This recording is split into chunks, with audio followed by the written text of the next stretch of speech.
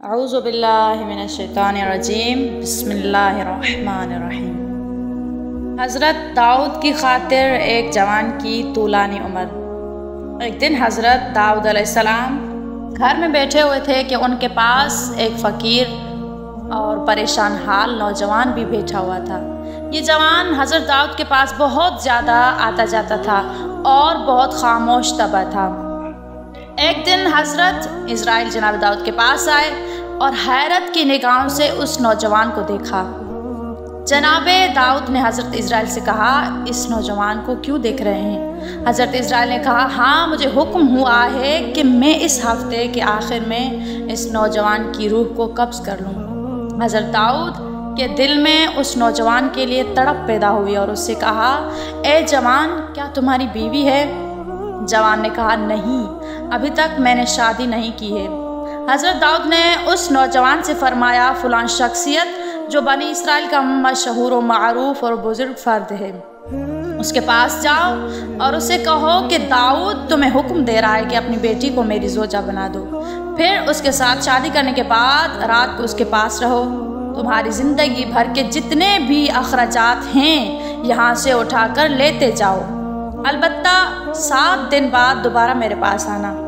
हज़रत दाऊद अलैहिस्सलाम का पैगाम इस बात का मौजू बना कि उस मारूफ शख्सियत की बेटी उस नौजवान की बीवी बनी। उस नौजवान ने हज़रत दाऊद अलैहिस्सलाम के हुक्म के मुताबिक अमल किया और वो 7 दिन के बाद दोबारा हज़रत दाऊद अलैहिस्सलाम के पास आया। हज़रत दाऊद अलैहिस्सलाम ने उससे पूछा, ए जवान, तुम्हारे दिन कैसे गुजरे हैं? जवान ने कहा, ये दिन इतने अच्छे गुजरे हैं कि पूरी ज़िंदगी में पहले कभी ऐसे नहीं गुजरे।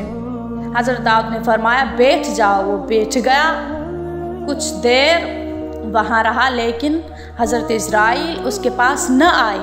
हज़रत दाऊद ने उस नौजवान से कहा, उठो और अपनी ज़ौजा के पास जाओ और 7 दिन बाद फिर से दोबारा मेरे पास आना। वो चला गया। 7 दिन गुजरने के बाद वो हज़रत दाऊद की खिदमत में हाजिर हुआ। तीसरी मर्तबा फिर हज़रत दाऊद ने वही हुक्म दिया। वो 7 दिन बाद फिर हज़रत दाऊद की खिदमत में हाजिर हुआ। इस दौरान में जनाब इज़राइल तशरीफ़ लाए। हज़रत दाऊद ने जनाब इज़राइल से पूछा, आपका इरादा तो था कि आप 7 दिन बाद यहाँ पर आएंगे और इस नौजवान की रूह को कब्ज़ कर लेंगे, लेकिन आप नहीं आए और आज तीसरे हफ्ते बाद आए हैं। हज़रत इज़राइल ने कहा, ए दाऊद, अल्लाह ताला ने आपके रहम करने की वजह से उस पर रहम किया और उसकी मौत 30 साल तक मौखर कर दी।